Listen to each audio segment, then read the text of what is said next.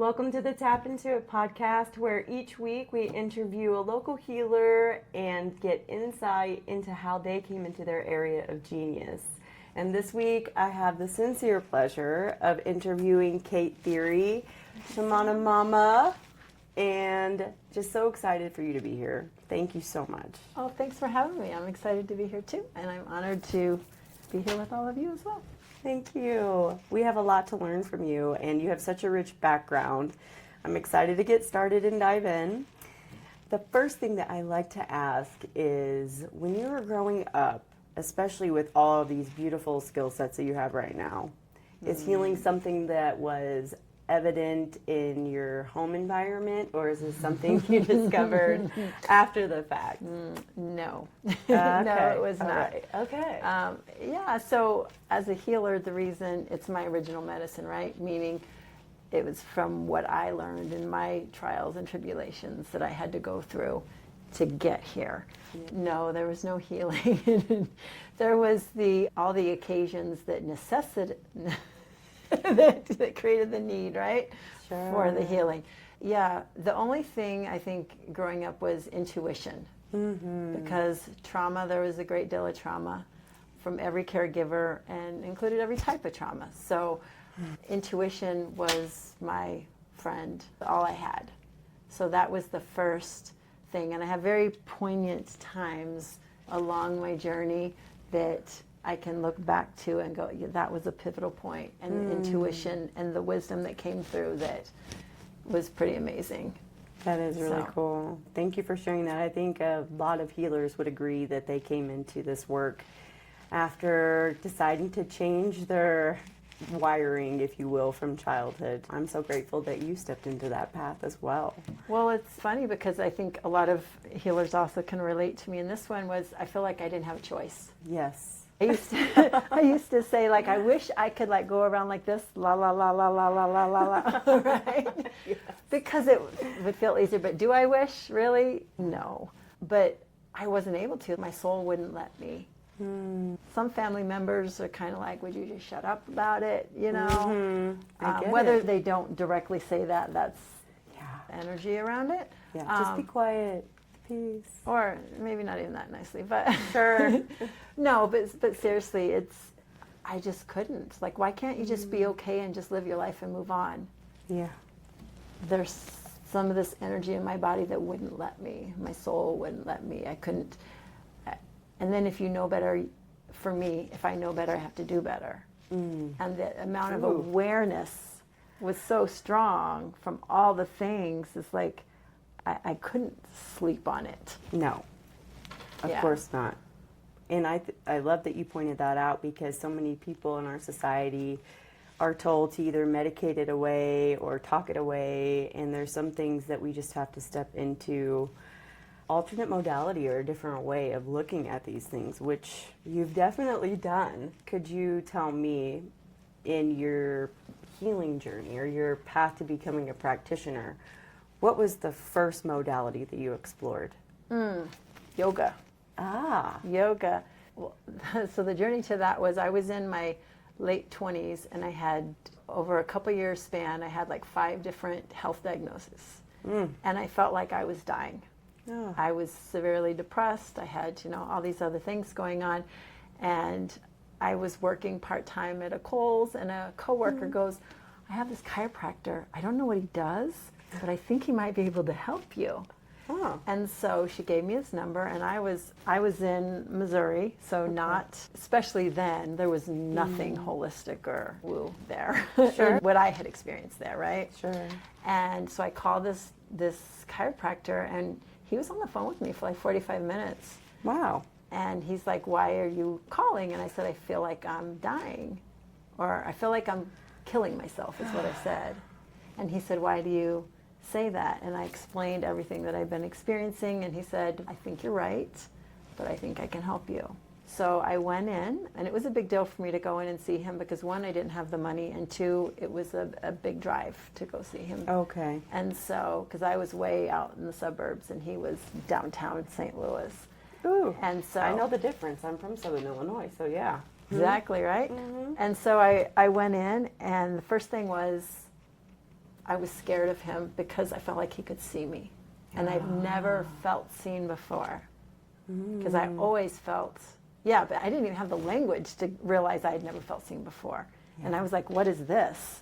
You know, and it like made me so nervous. Yeah. But on his table, like he would ask, so he does BGI, biogeometric integration. Oh, so okay. It'll be like a very gentle touch like that. Okay. He does the physical adjustment as well, but the BGI is very energetic. And say what BGI is one more time. Biogeometric integration. Perfect. Thank you. Yeah. And so, but that was amazing for me, and it's kind of like group acupuncture where you're all in the same room. He has all community the different style. Yeah. And so he'd go to each person and then go back again. And so I remember one day he had me sit up after, and he's like, what did you experience? And I'm like, I don't know if I was asleep, but I wasn't asleep. And he just kind of chuckled and he goes, you were meditating. I had never attempted to meditate or anything, right? And so I'm like, oh, this is meditation. Yeah. But I was on this high. And long story short, 3 months from working with him, I got up one day and I'm like, I need to leave. So it was a huge, went home and told my husband, we got to move, flipped a coin to end up coming to Colorado. Wow. So within 6 months of working with him, I was here in Colorado. Good for you. And at that point, I had taught kickboxing. Cool. I was a personal trainer for a hot minute. Yep. And I was doing yoga at home with Rodney Yee. Yes. Guyam. Yeah. He was my first yoga teacher. Same. I had never done it anywhere else. VHS. Yes. I'd never done yoga anywhere else. But through that video, I had actually cured my asthma. Wow. I learned Ujjayi breath. Yeah. And I could smell the bronchioles opening. It smelled like death, but it smelled like gross and good because I'm like, what is happening? Yeah. But I literally cured my asthma with that because I had one of the diagnoses I had in those few years was severe asthma. Yeah. Moved to Colorado and joined a gym because I was working out in my basement. My ex was a personal trainer as well. We had a full gym, right? Yeah. And so I'm joining a gym for the first time, and there's what I call gym yoga. Yeah. And I go to yoga class, and I'm in Shavasana, and instantly I had the energy moving in my body that I had on the table, the chiropractor, and I went, oh, yoga's a healing modality. So that's when I got the yoga bug. So that was my very first, and so not long after that, I got my gym yoga training, and then I later got my Yoga Alliance. Awesome. Yeah. Wow. So that was my first. So long story. Yeah, no, that's great. And Yeah. I think that it's a really valuable part of your story because yoga is what allows us to just do that heart-mind connection, right? And really, I joke that I found God in Shavasana because I thought I was going in to get my butt kicked. I did, but in more ways than one. When I heard this is God. And so it was just magical to hear that you also shared that experience. Thank you. Really? And yay. That way I can get some just of you marketing reels. Just out a little bit more. There we go. Okay. And hold my hand. So now you are, to me, Shamana Mama.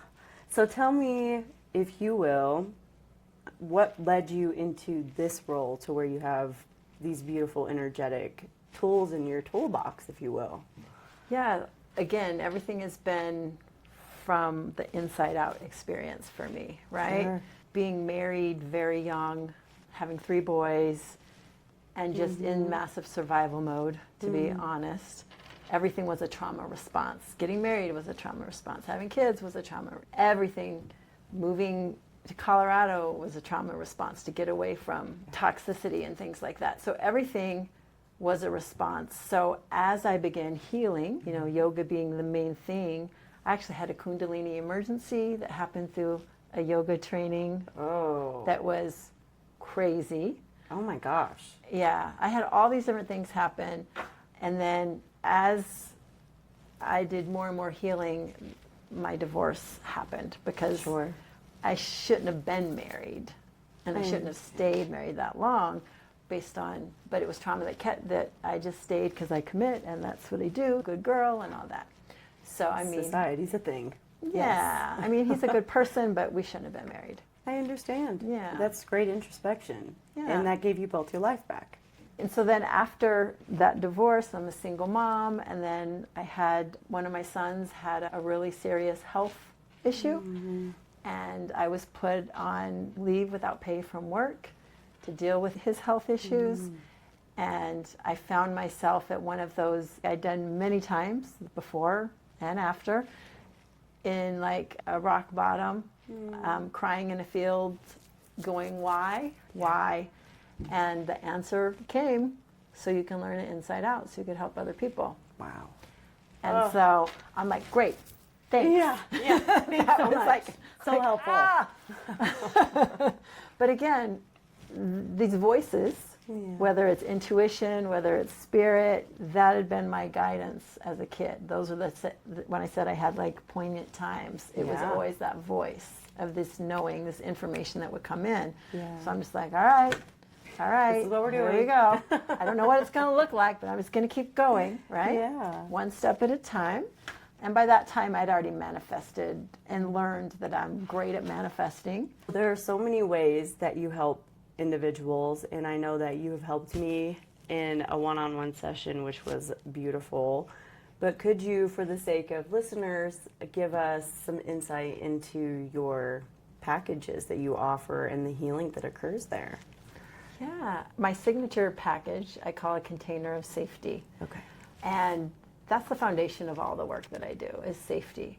Because on my journey, what I was thinking is, first I found yoga and, this is a great tool. And, I want to, because I'm all about learning and all the things like so many of us are. I want that one and I want that one. But why was I not finding healing? I'm seeing like this person is over there, that person is, therapy helps this person. How come I keep falling through the cracks? Yeah. And as I kept doing all these things, I did a 6-month training on being trauma informed as a provider. And what I learned during that, I had this big aha moment, because it's the bootstrap, right? Okay, yeah. So coming from that background, like pull yourself up by the bootstraps. We don't have money, we just got to do it yourself, right? Yep. And so that's what I was thinking. I was going to, and the bootstraps are the tools, right? So I'm going to get this tool, I'm going to get that tool. But what I realized is that you can't, the tools aren't going to work if there are no boots. I was working on the tools, but there's no boot worth a boot, right? Yeah. The boot is the safety. It's the container. Yeah. It's that foundational piece. And so if there's no sense of safety in the body, it doesn't matter what I say. It doesn't matter what you say to yourself. What matters is the experience your body is having. Yeah. And so your body needs to feel a sense of safety and trust to allow the healing modality in. Yeah. And so that was the biggest learning piece for me in learning all these modalities and how it came to be. Yeah.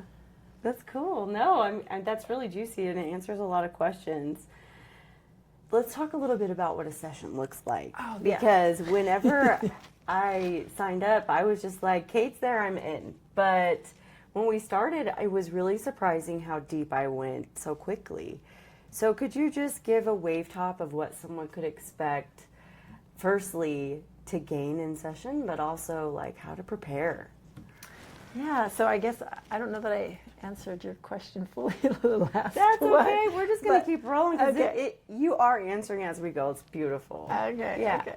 So for a session, if it's a single session, it's a little bit different than if you're a one-on-one container Okay. client. Gotcha. So let me go back and Please do. touch on. Again, safety is the container. Gotcha. So what I say is I hold a container of safety for you while I teach you how to do that for yourself, because it's not about, I'm not doing the healing work. I am facilitating the healing. Yeah. It's coming from within you. Using the different modalities that I bring in, the first thing I do is it looks very similar to therapy. Again, I'm not a licensed therapist. Sure. Just saying it looks similar to that, where we talk about what is it that the issue is. And we don't have to, the beauty of it is, you don't have to go in and just dig it all up and just be in it and get re-triggered and name everything. Yeah.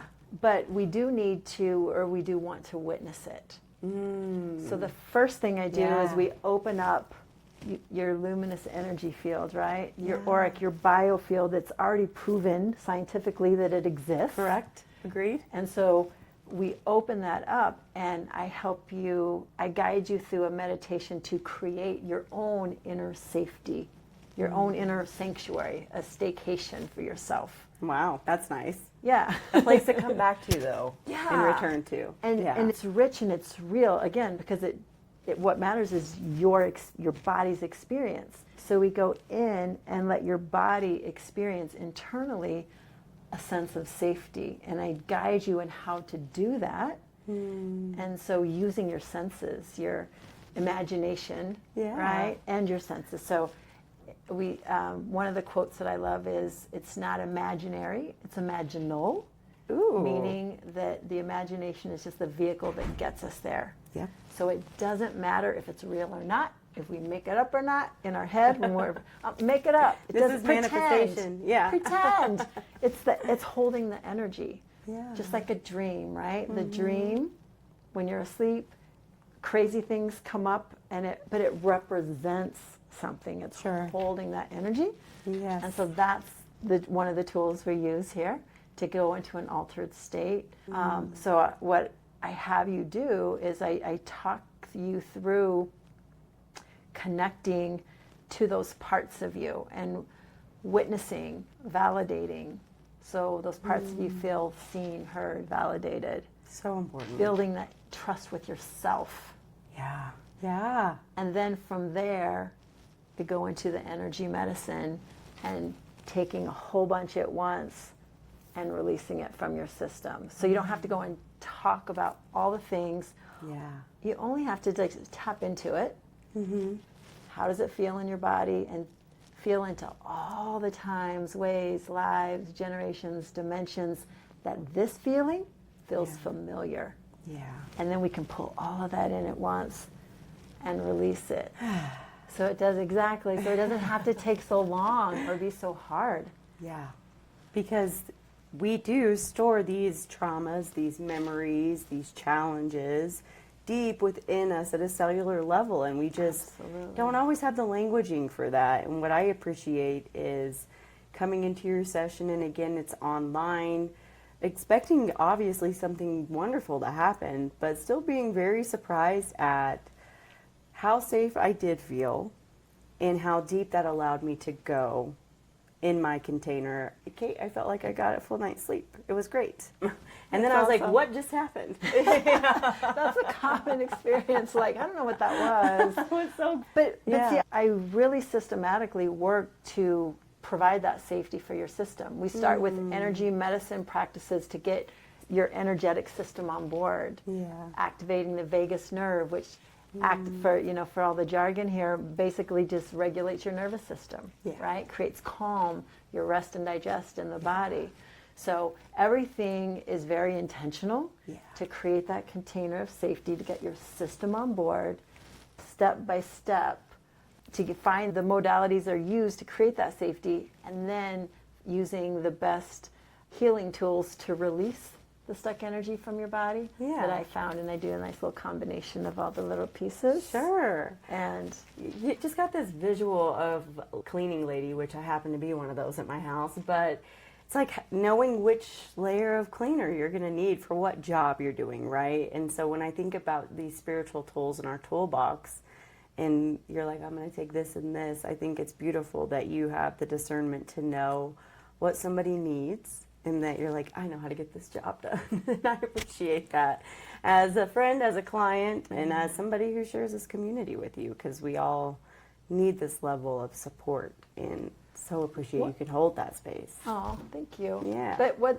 unfortunately, what's so common is that so many of us feel like we're too much, or our trauma is too much, or I tried to find a therapist, and I was referred to 5 different therapists, like on the phone, they're like, I don't think I'm experienced enough to help you. Let me refer you to another one. And then that one said the same thing, right? Yeah. And hello. So finally, when I saw this one, she goes, because I'm telling them what my history was. And they're like, whoa, okay, yeah, I don't know that I can handle that. So I'm like, okay, I'm too much. Oh. And what this last therapist said to me is, yeah, it's a lot, but I think I can help you and I can hold it. And so I'm like, that's all I needed. So what I tell my clients, because I tend to get clients who have fallen through the cracks, and they're coming to me desperate for help. I know what my limitations are in terms of I'm not a crisis place, not what I do. But, and if you're able to have some self-regulation, no matter, like, I'm confident that you're not too much. Yeah. I've experienced some of every type of trauma, and I get it. My business name before was Real AF Healing. I love that. Right? Real AF. Real AF. Well, it is. Because it really is. Yeah. Because let's get you feel real it on about a cellular level too. And I think that one beautiful thing about the work that you offer is, although I recognize so sincerely that talk therapy is a great modality for so many people, and like you, I have had great providers that I have found and been bounced around before in different times of life, but never felt that relief, even with a new prescription. And just even in one session, I'm sure that there have been clients who have told you, wow. That leads me to my next question is, could you please share like what transformations that you have witnessed, or maybe one that just sticks out in your mind all the time? I've got several like clients that, that I would love to. And no names, of course. I'll be very, very general here. I've had a client say, I got more out of the past 4 weeks with you than 7 years of therapy. Yeah. Right? Or, very similar things to that. I've had a client who came to me she was on disability. Yeah. Because trauma creates health issues, right? It does. Just like in me, like. In all of us. Yeah. Right. Yeah. So it's your body talking to you, saying hello, hello. Dis-ease. Yes. So this one client in particular, she had seizures. Oh. And she shared with me, in the year before working with me, she said she guessed over 40 in the year before.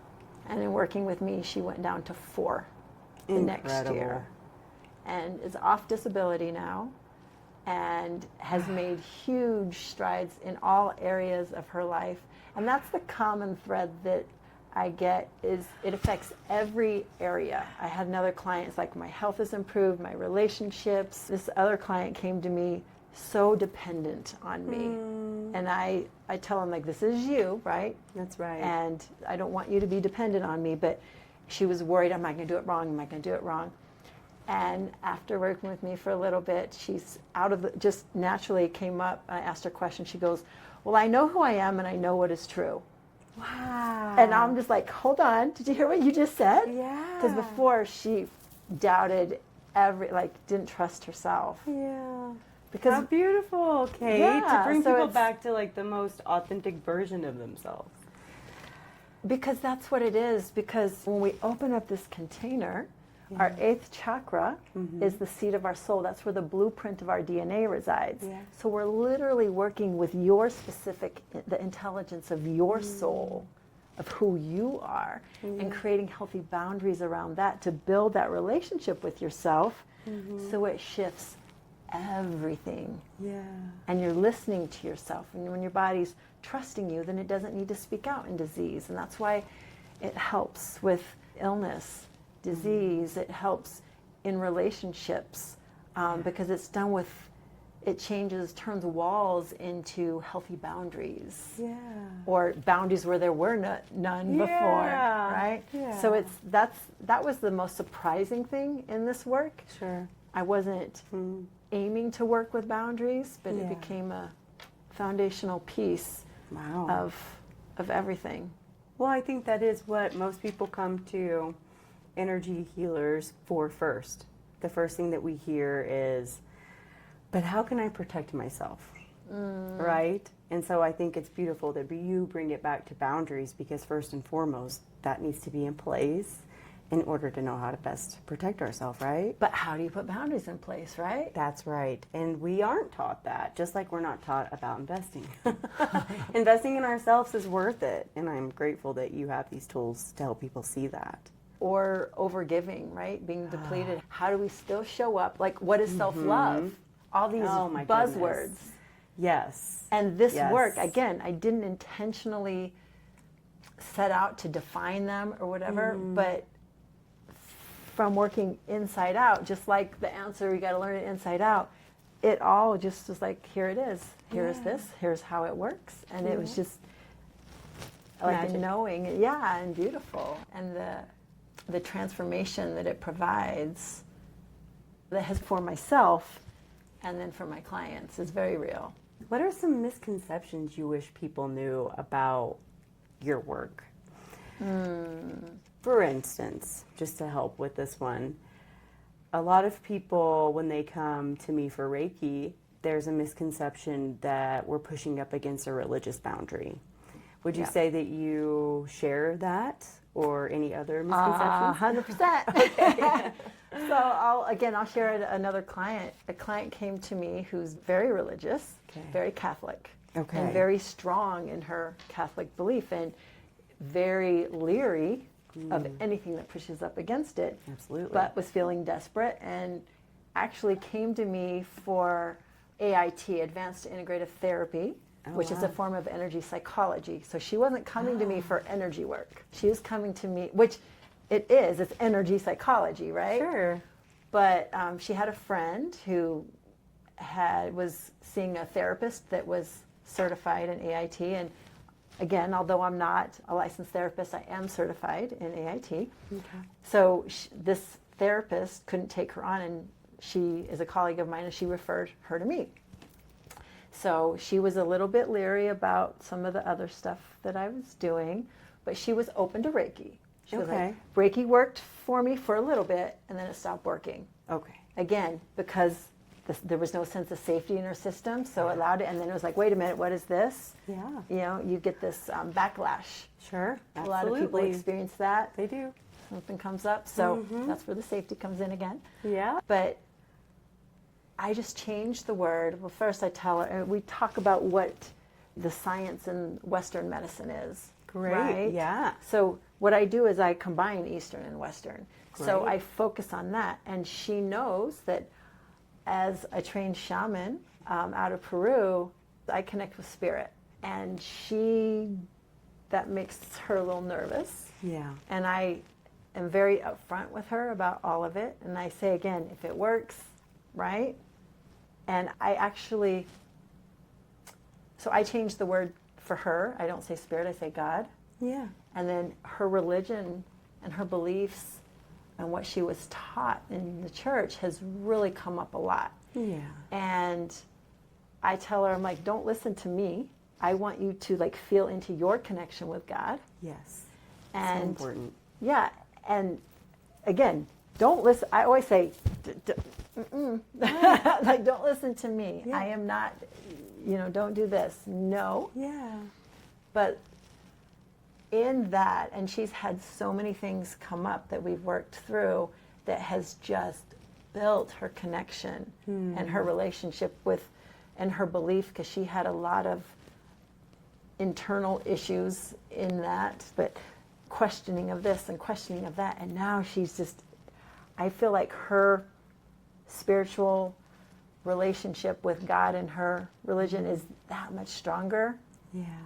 And so Agreed. You bring it back to self, then you recognize it is only about you and God, and that there isn't an external force that can manipulate that when you are in total control in your container. Yeah, so it's just about the language that you use, and so I use a language that feels comfortable, and I support that in that way. Yes. So because it isn't, so religion is spiritual. No matter what religion you're in, there's a spiritual component, right? I agree. And they're different. They are different. Spirituality and religion, right? So I come in the spiritual, and then it can work with whatever religion you are. Thank you for saying it like that. I think that was a beautiful explanation of what so many of us want to convey to others who are interested in this type of work. And it's so evident that you hold the space for everybody to come as they are and to be supported. And I appreciate that so much, Kate, because it's beautiful.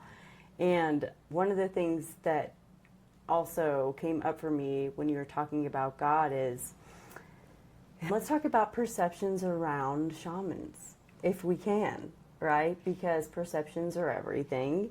And you shared that you studied in Peru.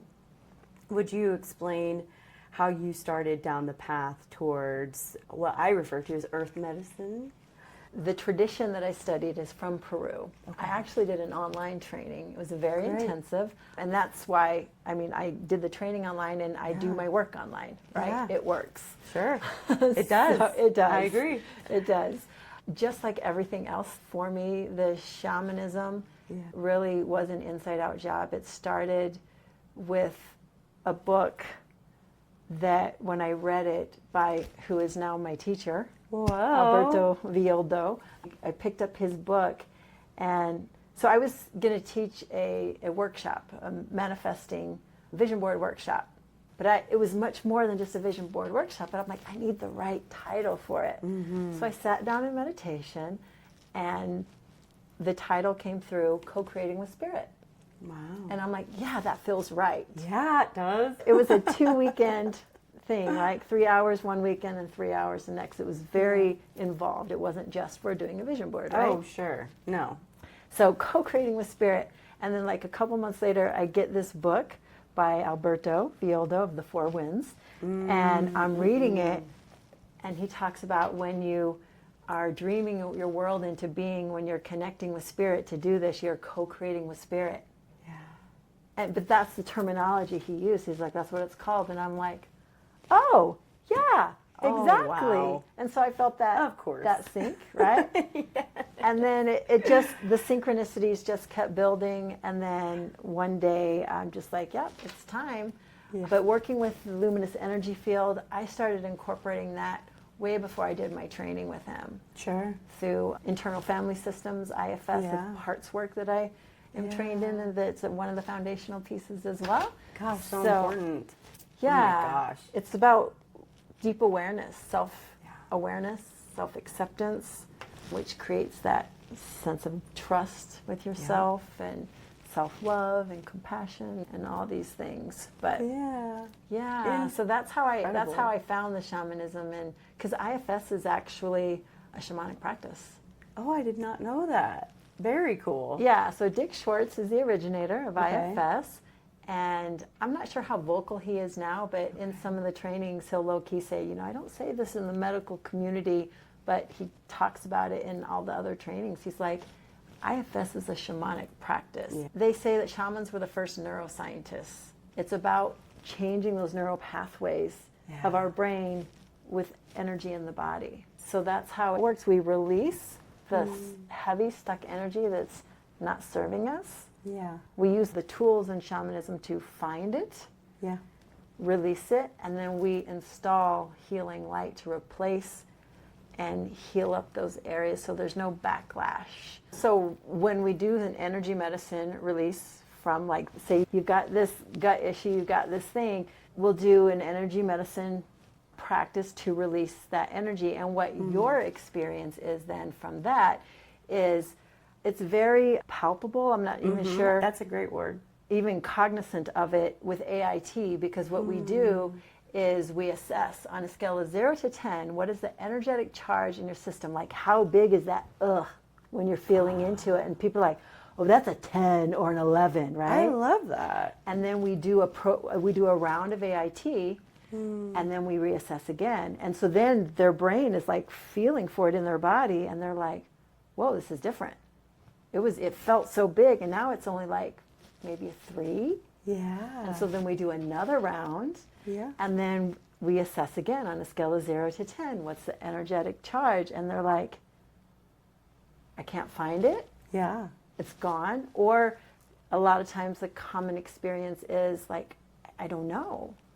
Yes. It's like this I was waiting for that. discombobulation because their brain is used to going, it's right there, that groove, that neural pathway. So This here hurts, it is. this hurts. It's here. And now they're like, wait, what happened?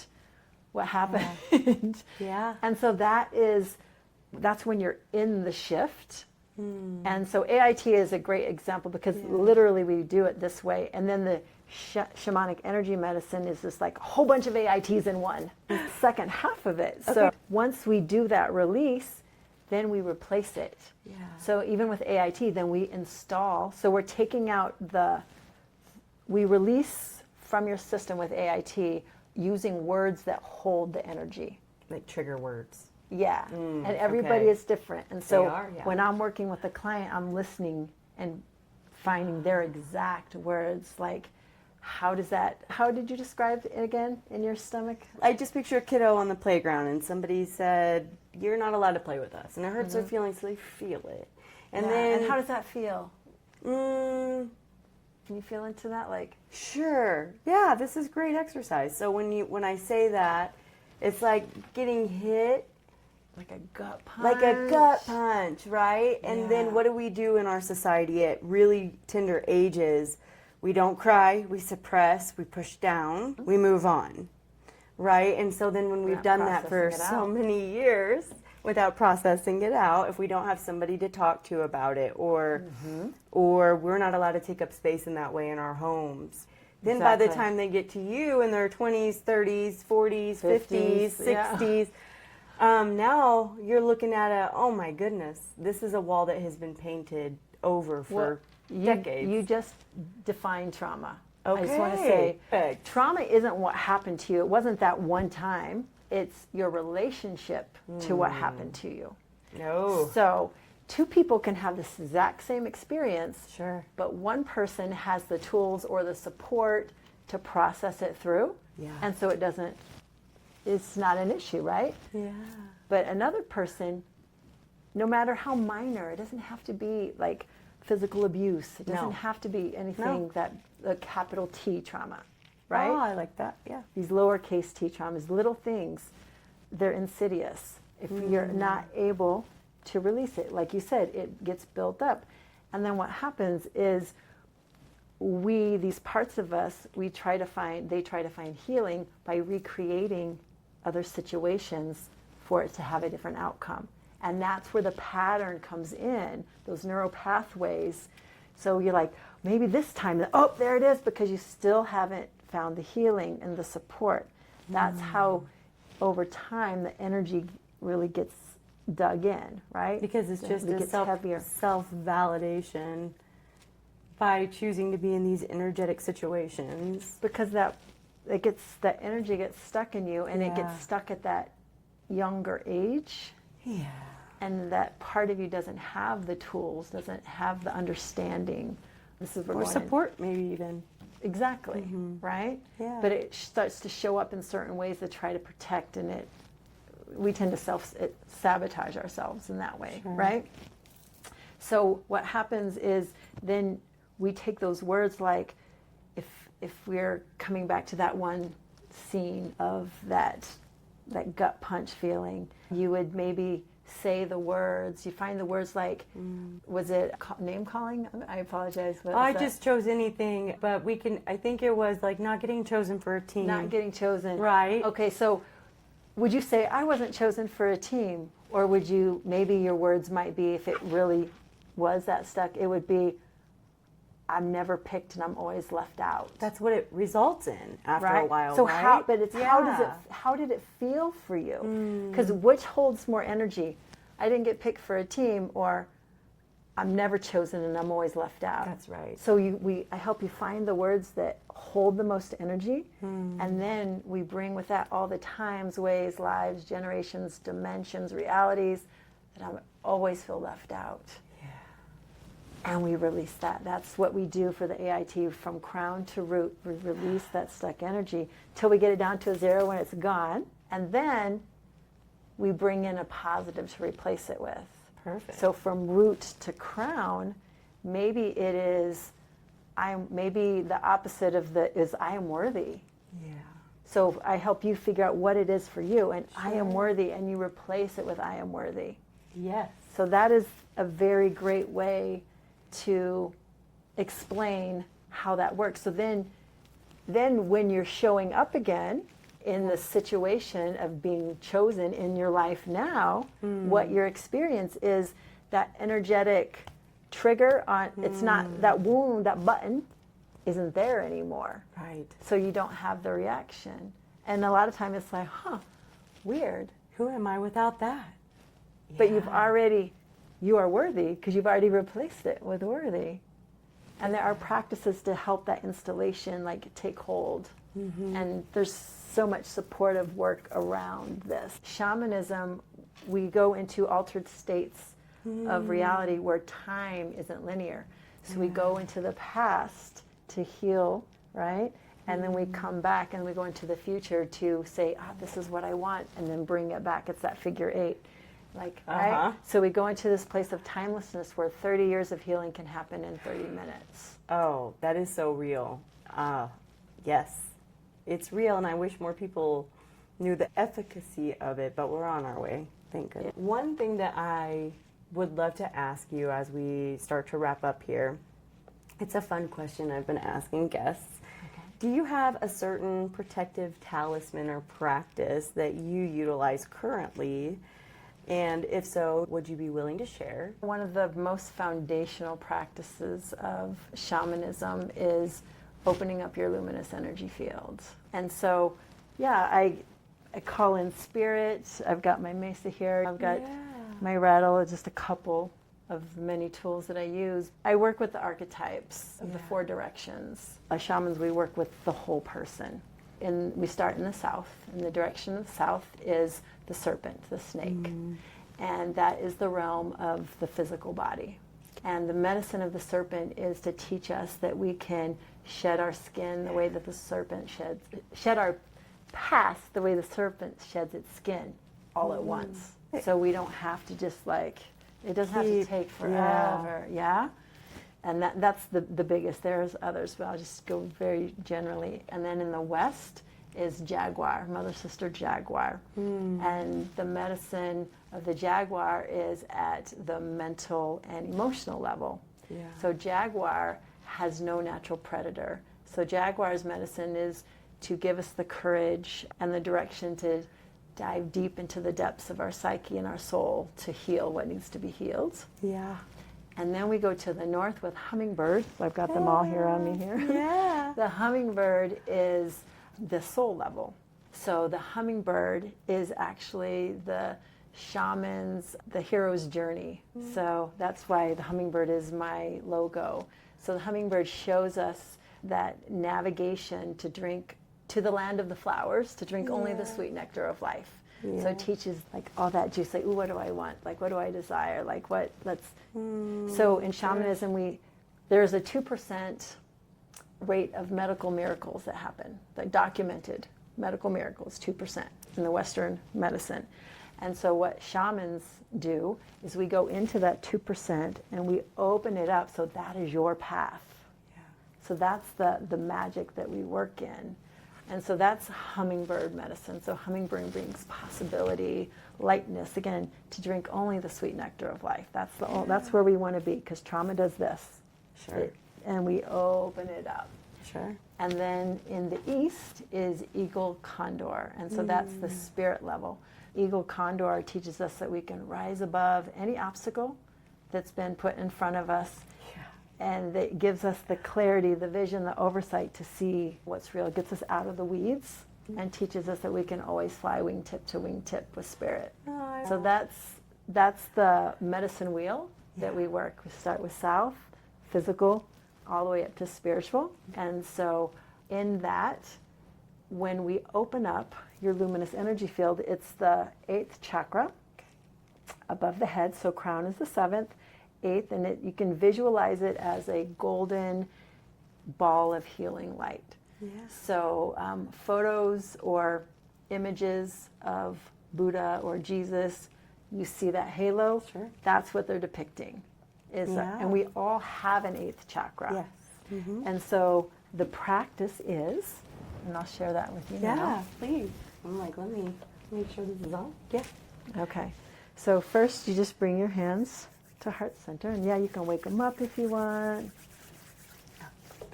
And just setting your intention, like to connect with yourself, with spirit.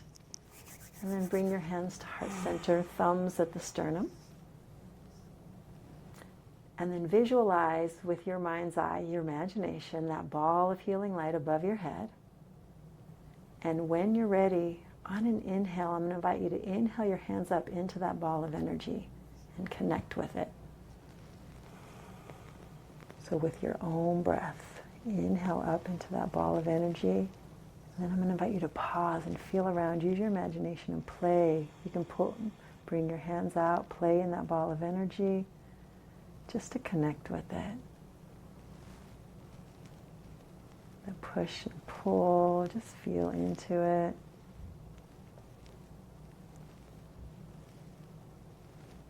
And when you're ready, I'm going to invite you to turn the palms away from each other within that ball of energy. So backs of the hands together. And then when you're ready, on an exhale, you're going to pull it around. Now that your hands are turned away from each other, palms, the backs of the hands touching. When you're ready, on an exhale, I'm going to invite you to pull that energy around you to create this container, this bubble around you. So you inhale in and you exhale out. And you're drawing this golden egg. Let's do it one more time, a little bit.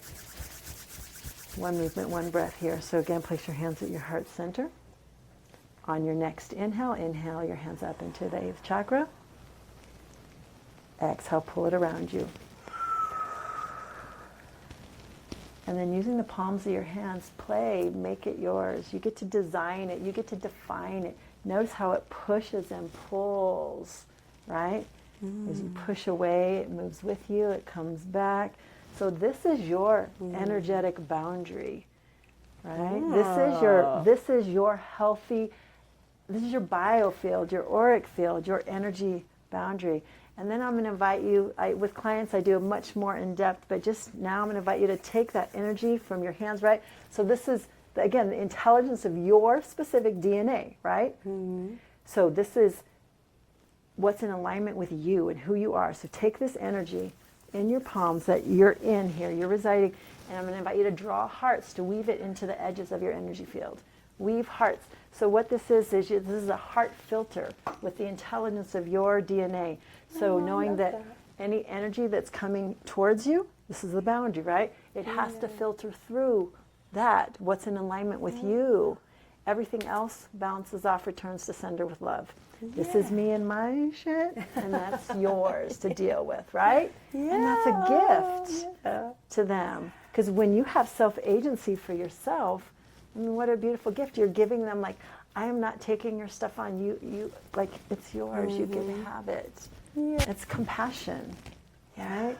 And it is palpable. You can feel it if you really sit with yourself and take time to connect and really feel it. It's real. You use the imagination, right? You do. I like that you brought it back there. Yeah. And so another practice, if you want to just close your eyes real quick and pretend with your imagination you can see it now still, your energy field.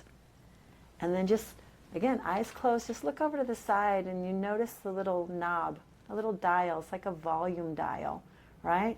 And when you turn it all the way down, all the noise of the outside world completely disappears. You are just you inside in your energy field, this safe place that's just for you.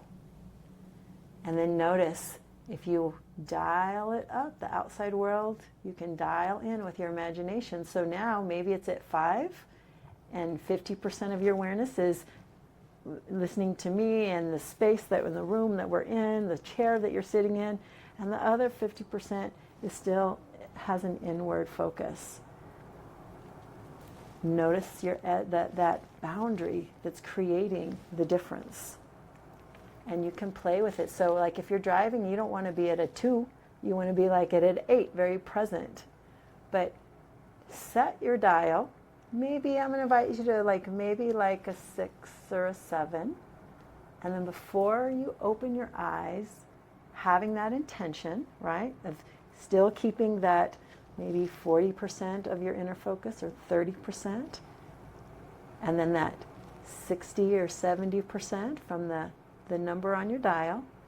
And when you're ready, I'm going to invite you to gently open your eyes, but keep that same focus and look around and reorient while you still have that 30 or 40 inner. That's how you can stay present with yourself and still show up in the world.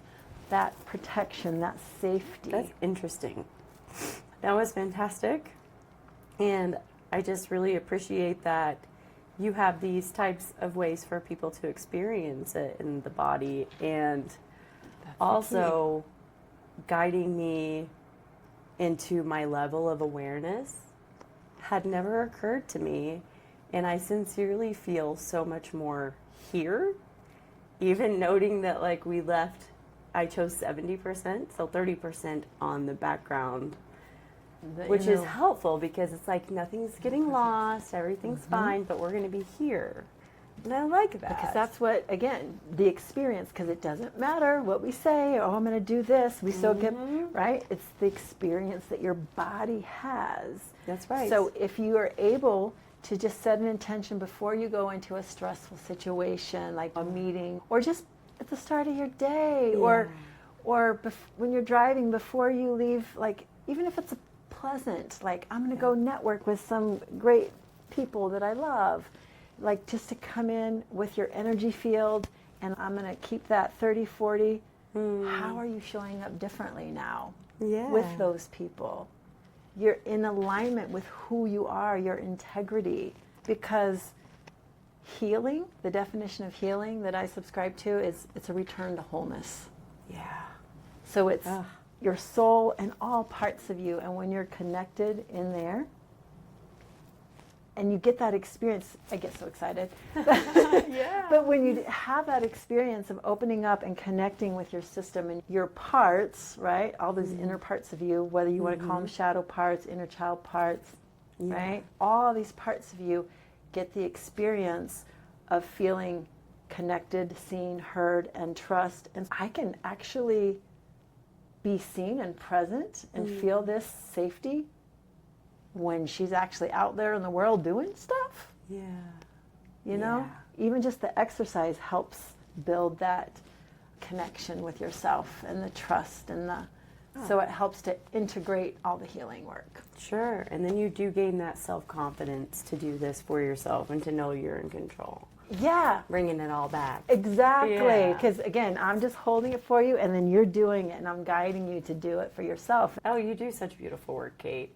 And I don't want to forget about one of my favorite things I learned about you, and to mention it on the podcast, which is your dancing. What you bring to the community through dance. So can you share with us about dance? Yeah, dance was the first time like I felt free in my life. Like I didn't feel like in the trauma. And I was in my early 20s. I'm like, so I love dancing. So yoga, dance, movement. It's been about 5 years now. Okay. I created this movement medicine circle, and I brought all these different energy medicine tools, all these different practices into dance. Think a therapy session mixed with energy medicine, nervous system regulation, yoga, meditation meets the club. Nice. So we have fun. We go deep and we have a lot of fun. It's not just ecstatic dance. There is a little bit of that in there, but each song has an intention, and I take you intentionally through an arc of working with your system, working through an issue or working, and then coming out in the lightness and moving through it and teaching you again then how to move out in the world after. So it's more of a dance experience than a dance class. Sure. And the name of this experience is? The Movement Medicine Circle. Awesome. And where do you typically host this? At Sacred Space Therapeutics. Okay, off great. Of I-25 in Woodman. You've got quite a community, not just in the healing community, but in the dance community. And what I'm really trying to bring home here is the fact that you've created your own community that you're holding the container for regularly, right? With the Shamana Mama community. Yeah, so we have the Circle with Dance, so that's live and in person. Wonderful. Everything else I do is online, so Great. it's accessible no matter where you are. And there's so many benefits to that. A lot of people think, oh, it's better in person. You get different benefits, but I really find in this work it's almost better online. So just to say that. No, I get it. So again, the one-on-one is a container, and that is 12 weeks. Oh, I didn't know that. Regular sessions, you have a regular set appointment for 12 weeks. You get support in between. There are all these other components to the container that you get. And then, but that's, that's an hour and a half each session, very intensive work for someone working through something. Like, I have people come during a divorce with a lot of rough things going around it or whatever to help through something. Someone who's had a lot of trauma and they're working on that, those types of things. And then another access to me through my healing community. Wonderful. And so this is a space with other members that are using the same tools that I share, like my tools. And we have group healing sessions twice a month that are live, that are again an hour and a half. Cool. And this is kind of a hot seat coaching style. Very cool. Where I have this is a common theme issue that we're working on today, and then people will volunteer, and I do a spirit lottery. Cute. I like it. So I'm not choosing, it's like a number thing. We find the right person, and then you go along with that person. So we do their specific, so if you're wanting, you can actually be working on yours directly, or you could be supporting in the background. And then there's a library of resources, and everything's recorded, and community space. Yeah, we need community, and I think that is so important when we're starting down these healing journeys. So I appreciate that folks can know that Kate is the full gambit. She has all of it to offer, and you can find Kate online. We'll link her website and different events below, and you can also find out more about what she's up to in CCC's online community too. And I also want to invite everybody to my free events that I have monthly. Yes. So I also share these events online once a month, the first Monday of every month in the evening. And it's an actual how to use these tools. I share what the tools are and teach you. So it's not just well, you have to come to me. No, these are tools because I want to get them out there. They are phenomenal. And I teach you how to use them for yourself so that you can. And it's the same event that I share repeatedly. Each month I alternate. But I've been doing these events for over 5 years. And I still have people who come that have been coming, not every month, but 50% of the time for 5 years, because they still get something out of it. I believe it. So, I mean, there's always work to be done, unfortunately, and it's just having the right support in order to get it done. So thank you for holding the space and for all the healing that you do in the community. And thank you for all that you do in your healing work and holding this amazing space and building this amazing community. Couldn't do it without you. Thank you. And sincerely, and all of you. So thank you for your time, Kate, and thank you for all of the listeners. And I just can't wait to have you back the next time to talk even more about your beautiful gifts. Kate. Thank you. Take care. Thank you. Bye-bye.